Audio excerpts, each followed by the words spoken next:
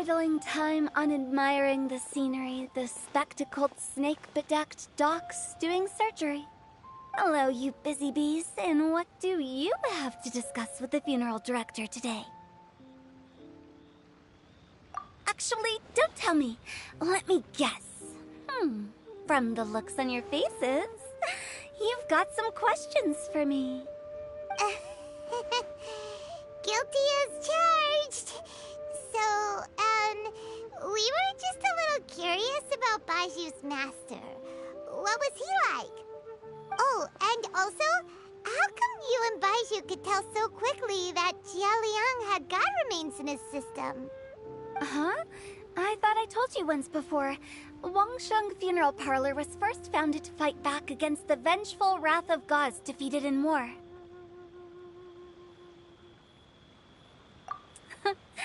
Well, it is a dusty old tale by this point. Long story short, in the ancient world, dead gods were acting up, so our ancestors started purifying the air and burning the bodies of the deceased to guard the border between life and death. These days, we don't deal with the wrath of the gods anymore, but all the relevant know-how is still passed down to each generation, so we can identify gods' remains when we see them. Okay, Paimon gets it now. Wait, so how did Baizhu learn to spot them? Almost certainly from his master, who was also my great-uncle. Baizhu's master was my grandpa's younger brother, a former deputy director of Wangsheng Funeral Parlor. Wow, fancy that! Huh. So, if he was from Wangsheng Funeral Parlor, how did he end up as Baizhu's master? According to my grandpa, he and my great-uncle once went traveling together when they were young. They ended up at Chenyu Vale, where they met a pharmacist. That pharmacist must have cast some sort of spell on my great-uncle, because after that encounter, he suddenly announced he wanted to leave the family business and go practice medicine instead. My grandpa had a huge argument with him, but he couldn't convince him to stay. So my grandpa inherited the funeral parlor, while my great-uncle stayed in Chenyu Vale to practice medicine. They never spoke to each other again. Funeral director to doctor is a pretty big career change. Kinda hard to imagine. But why did it drive a wedge between them for the rest of their lives? That seems a bit extreme. If he had just become a regular doctor, there would have been no issue. After all, the Wangsheng Funeral Parlor wasn't unlike a regular doctor's clinic in the early days. But according to my grandpa, the pharmacist they met had a very ominous aura about him. And on top of that, the kind of medicine practiced in the Chenyu Vale tradition goes against the natural order of things. In what way? Don't know. My grandpa didn't know the specifics. And you've seen how wary Baizhu is around me. He'd never tell me anything. But even that says to me that he definitely has something to hide. One thing I do know about Baizhu is that he's obsessed with the idea of immortality. But whether that has anything to do with what he's hiding is hard to say. Anyway, so I will be sticking around here for now to keep a close eye on the situation. Maybe tomorrow I'll finally figure out what he's up to. After all that, it seems like we have more questions than answers. Oh, while you're here, have either of you seen Chi-Chi around? It's not every day I get to infiltrate Baizhu's lair, but alas, I didn't catch a single glimpse of her anywhere. Aha! What if Baizhu knew I'd be on the lookout for her and hid her away in advance?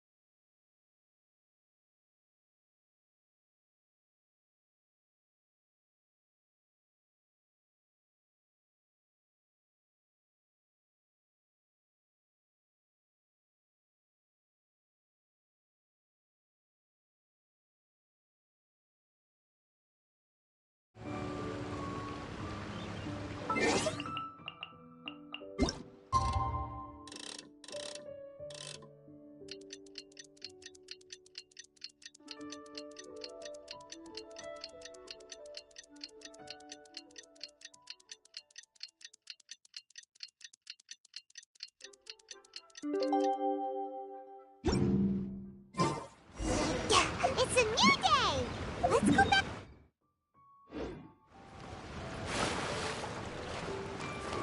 But I don't want to. It tastes Dad!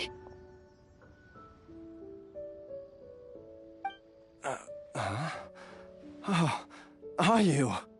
Dad, you remember? Yes, I... Don't worry, Dad. I got the Adventurers Guild to help us look for her. And Dr. Baizhu's gonna help too. Right now, all you... Great. That's wonderful. I can't thank you enough, Dr. Baizhu. My pleasure, really. It's the least I can do to honor my late master's dying wish.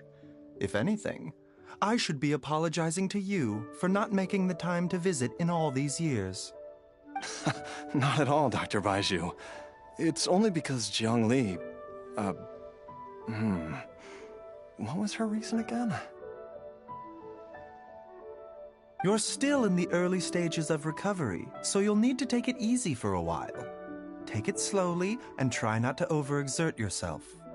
I suggest you stay at Boo Boo Pharmacy and rest for at least the next few days. Director Hu, do you have any further reservations about Jia Liang's condition? It seems like the evil presence is gone after all. You really did manage to suppress it, huh? But how did you accomplish this in a single night? That would be a trade secret, I'm afraid. If that gives you any cause for concern, you may continue to monitor Jia Liang for as long as you wish. Though I regret to say that Boo Boo Pharmacy cannot offer to reimburse Wang Sheng Funeral Parlor for any revenue lost in the meantime. Oh, come on, Baizhu. I'm not that unreasonable.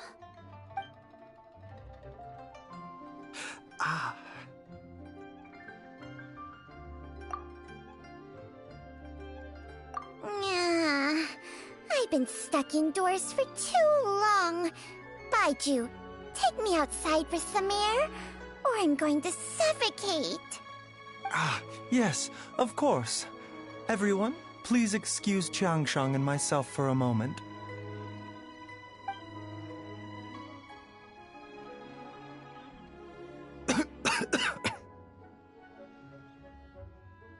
Suffering now, are we?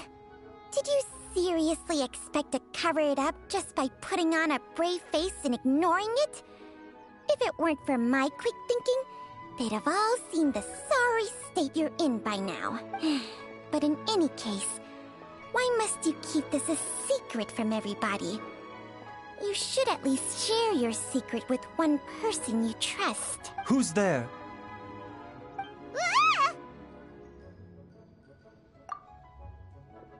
Why did you follow us here? Oh, it's nothing. I just needed to get some air. What did I just say about putting on a brave face? Traveler, Paimon, the truth is, Baizhu did not cure Jia Liang's illness. Instead, he transferred some of his own life force to his patient to temporarily subdue the poison in his system. Baizhu, can you please explain all of this? My predecessors in medicine forged a contract with Changsheng. Every successor to this contract is able to use Changsheng's secret art to treat patients. I believe the irregularities with Jia Liang's heart meridian were likely caused by a poison concocted using god remains as a key ingredient. The poison has not been purged from Jia Liang's system. Rather, I infused him with some of my own life force, using Changsheng as the delivery medium. This will suppress the poison's effects for a limited time. Changsheng? You can do that? Huh. Paimon always thought you were just Baizhu's strange choice of a necklace. Hey, I'll have you know that I commanded the respect of even the Adepti back in Chenyu Vale. If anything, he is my mannequin. I was treating patients with Baiju's master's master long before he ever set eyes on his first medical text. Whoa.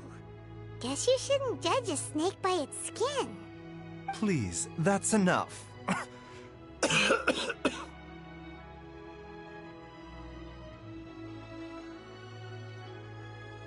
Wait a sec.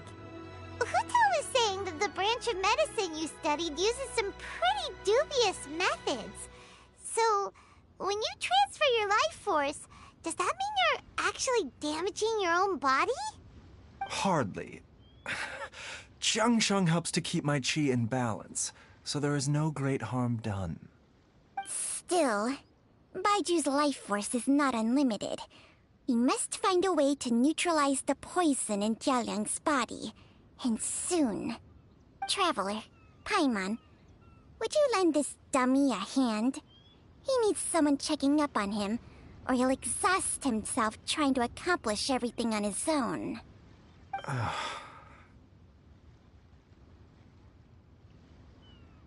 Baizhu, don't you think you should seize this opportunity? You cannot expect to hide this from everyone for your entire life. Time will see that all secrets surface eventually. Entire life. Thank you, Traveler and Paimon. Huh. Paimon doesn't think we've seen this side of you. But there's no need to thank us. You've helped us out before.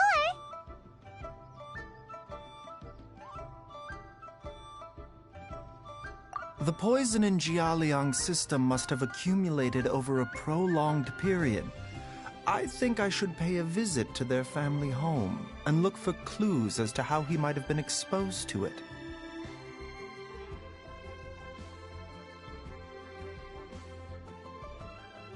Yes, I asked Ayu this morning before you arrived. He told me that his family lives in a secluded spot to the west of Qingsa village. Let's head there together once I've asked Gui and Chi-Chi to look after the pharmacy. As well as investigating Jia Liang's exposure to the poison, we should also keep an eye out for Ayu's missing mother, my fellow disciple Jiang Li.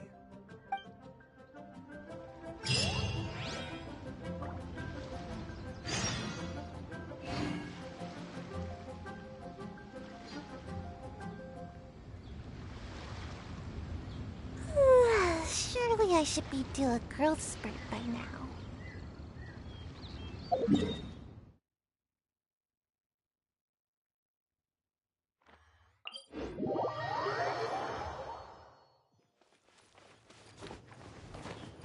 Make my escape.